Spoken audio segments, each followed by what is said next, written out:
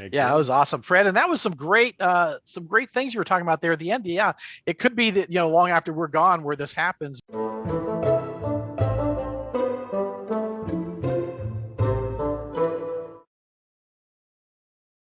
Hi, welcome to HowtoDandD. My name is Fred Wheeler, and today I want to talk about Dungeons and Dragons. This is actually a Dungeon Master Roundtable made up of a whole lot of YouTube creators, and I have a bunch of people who are going to help me work through some questions.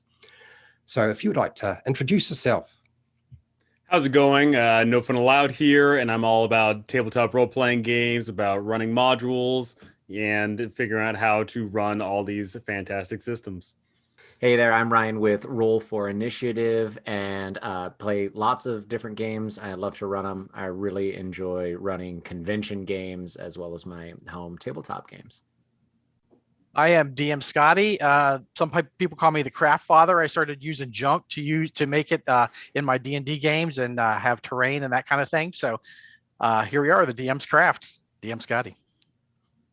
Do you think that Dungeons and Dragons will become diceless in the future? In other words, no dice used whatsoever, and if so, why or why not? What about you, No Fun? Me personally, I think the core rules are never going to be diceless because there is so many things inferred from the dice. But what I do think is definitely a possibility is I think that there is a great way for there to be an expansion of you have the core rules and then you have the kiddie rules and then you have the hardcore rules. And then when it comes to the core rules, they're just same as normal. The hardcore rules, you say that, someone sneezes on you, die, whatever the case may be. But the kiddie rules, like the child rules, I think those could be diceless. I think those could be free form, where it's more of it's absolutely group storytelling.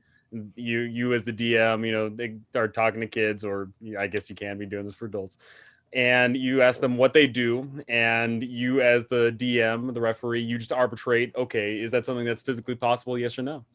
I think that there's certainly room for it, but the core rules, absolutely not. What about you, Ryan? Diceless Dungeons and Dragons, is there a future in that? Yeah, so it's funny when the questions went out, I thought you were talking about like digital dice versus physical dice. And even then I was like, no, because people like shiny math rocks. Dungeons and Dragons, the game, not as a fill-in for fantasy tabletop playing. I don't think D&D will ever be diceless. No Fun, just as you were saying, because like there's a lot of really good diceless collaborative storytelling fantasy games. Like there are games that are out there, even just the way that you're talking about it, be like, oh, the kiddie versions, I guess maybe for adults, because people would think that, because that would be people's reaction, be like, oh, D&D without dice isn't D&D. That's a child's version of it, which is a derivative and derisive thing of saying, like, it's not childish. It's a different way of playing.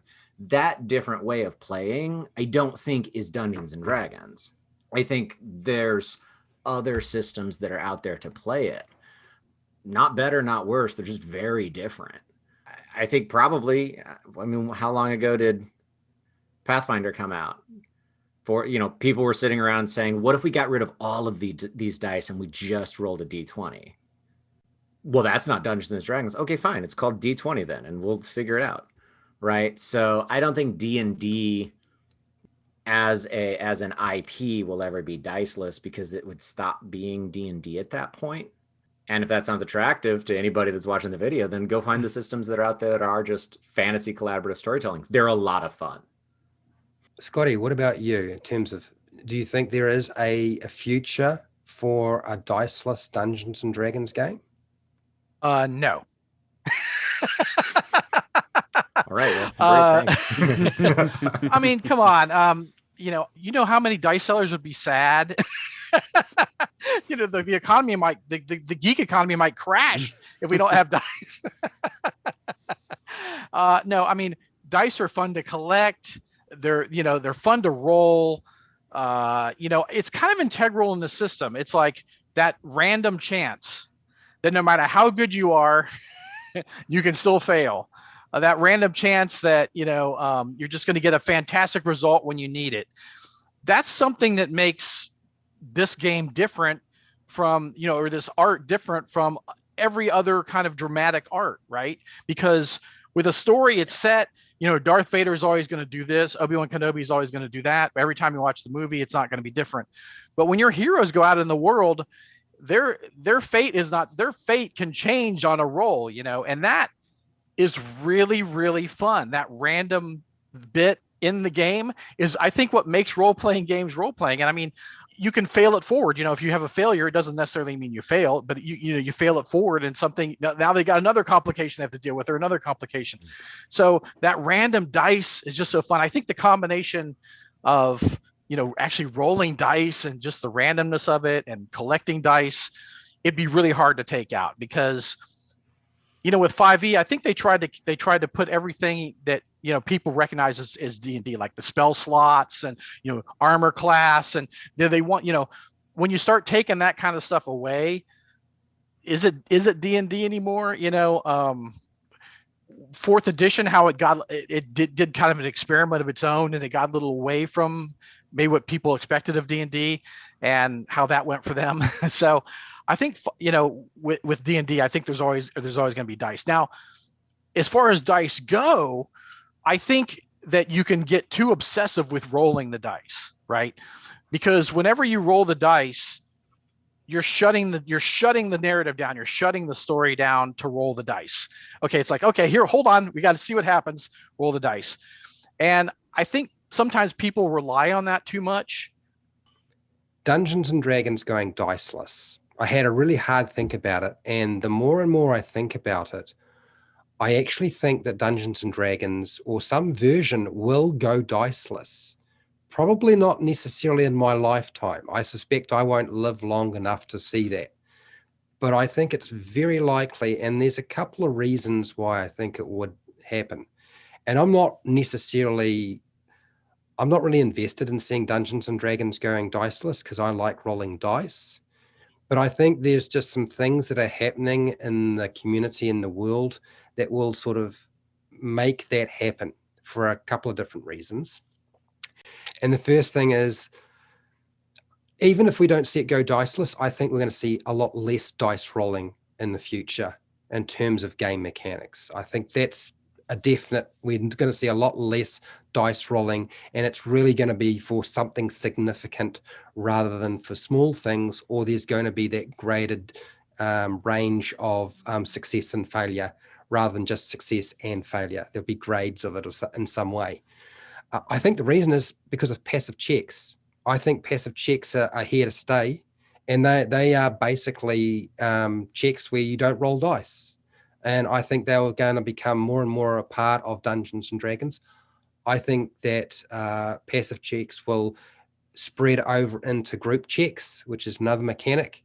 We will start seeing group checks that are passive, not just group checks where you roll dice. And why? Well, frankly, because there's so many people who want to play Dungeons and Dragons, and they want to play with their kids. And kids love dice, but sometimes starting them off with the dice is not necessarily where they want to go. And so going diceless for kids is one thing, but there's another one, because Ryan, you brought up a very good point, that diceless Dungeons and Dragons is not the stupid Dungeons and Dragons. It's not the easy Dungeons and Dragons, and it's not the kids Dungeons and Dragons. Let's get real. Who ever thought we would see so many games of Dungeons and Dragons online streamed? And how often do those games actually roll these things? They often roll them very few times.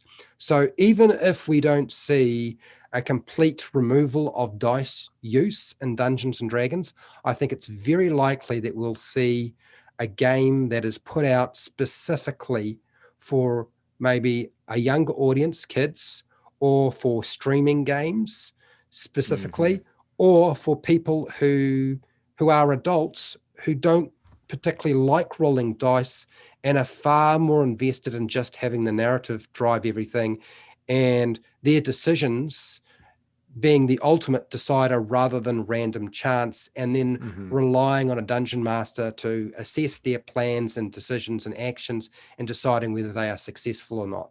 And I think that's possible. Yeah. And I'm not saying that we're going to see Jenga towers and Dungeons and Dragons. I'm not saying they're going to suddenly replace Dungeons and Dragons dice with cards, which they've tried to do in Dungeons and Dragons 4E, and I think they'll still give it another go. Just give them enough time. Wizards of the Coast likes selling card games and makes them a lot of money. Dice pools, not necessarily elimination of that, but there are sort of like point pools systems that I don't think that we'll necessarily see those sorts of systems, but I think we're going to see it in some form eventually. And one of the things I noticed, and I know a lot of people despise the Ranger, but one of the things I really liked about the Ranger is the features that they have that allow them to just do stuff and they don't have to roll the dice. They're just good at it. Do you know what I mean? And a lot of people view the Ranger as like, unless it's a Gloomstalker and it can get bucket loads of damage pumped out whenever they're in the right environment and nothing survives their volley of arrows.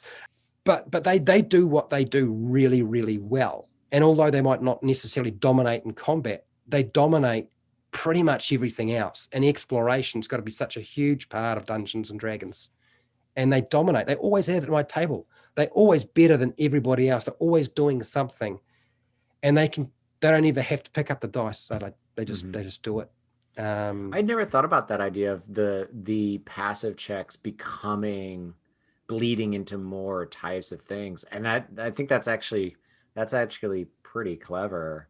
And I can totally see, 5.5, 60. I could see there being more than just passive perception, that you've got all those other ones. I could see it going that road actually. So then it becomes dice light. Yeah, that's essentially what I do with a lot of skills. I do the kind of I don't usually use the rules passive perception, but it's like, yeah, if you're skilled in this, you notice this, or you know how this works, or I'll tell you something about it without having to roll. So essentially I'm doing that without the rules. Same thing with strength, if you're strong enough, then of course you can do it. But if you're not strong enough, then you can't do it, right? Right, great point. Yeah, passive dex, or just using just the pure number, right? Like, if your attribute score is 12 to 15, you can bend bars. There's no strength check anymore. The meme, bend bars. Right? Sure, but it's the first thing I thought of. But yeah, right. And then there's a precedence for this in Dungeons and Dragons too, because if you look at older versions of Dungeons and Dragons, and the one that pops up into my mind the most is lifting the portcullis, and or moving a boulder or pushing a door open, and you don't roll a dice and add a modifier to it or anything like that.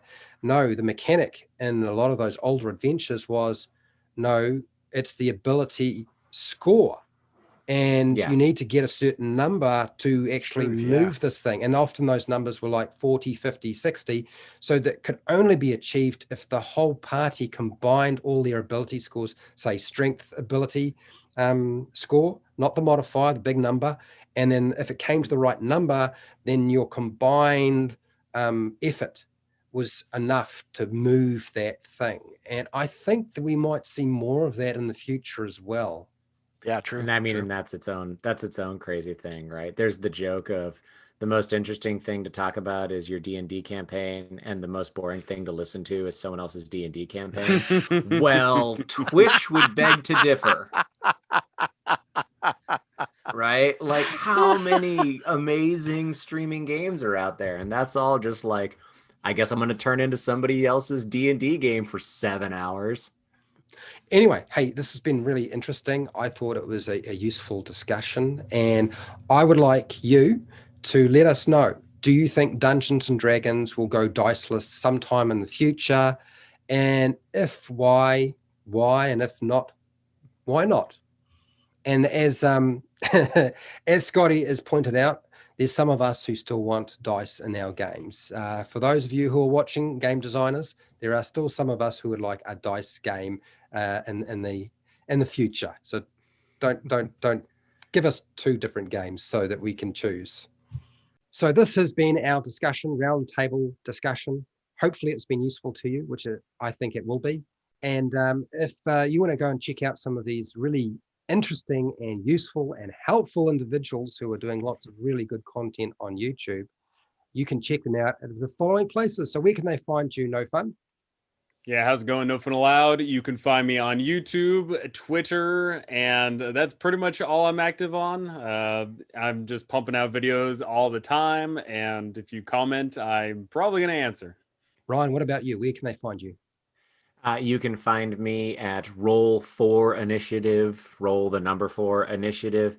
And that's on YouTube, Twitter, Instagram. Yeah, come and find us and our videos and all that kind of stuff. We'd love to see you. Scotty, where can they find you?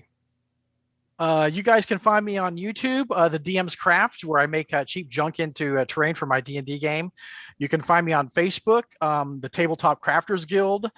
And you can also find me at Quest Givers, where we have a site where we have modules that I've written and done terrain pictures for and that kind of thing. We also just released our campaign book called The North Road, which is a successful Kickstarter, and we've got it up there for sale now. Over 400 pages of content, a whole campaign. So yeah, check it out, Quest Givers. And I also have a channel too. Thank you, all of you. It's been really, really helpful. I'm so glad you came, and I am looking forward to hopefully continuing our discussions in the future. So for all of you, thank you for tuning in, and hey, till next time, keep rolling those 20s. That was Thank cool. you. That was fun. Yeah, that was awesome, Fred. And that was some great things you were talking about there at the end. Yeah, it could be that, long after we're gone where this happens, but yeah, I could, you made great points. I could see that happening. It would just take kind of a sea change of people, what D&D is, right? What I love about getting rid of what I love about the idea of getting rid of the dice is that this increases the accessibility of the game.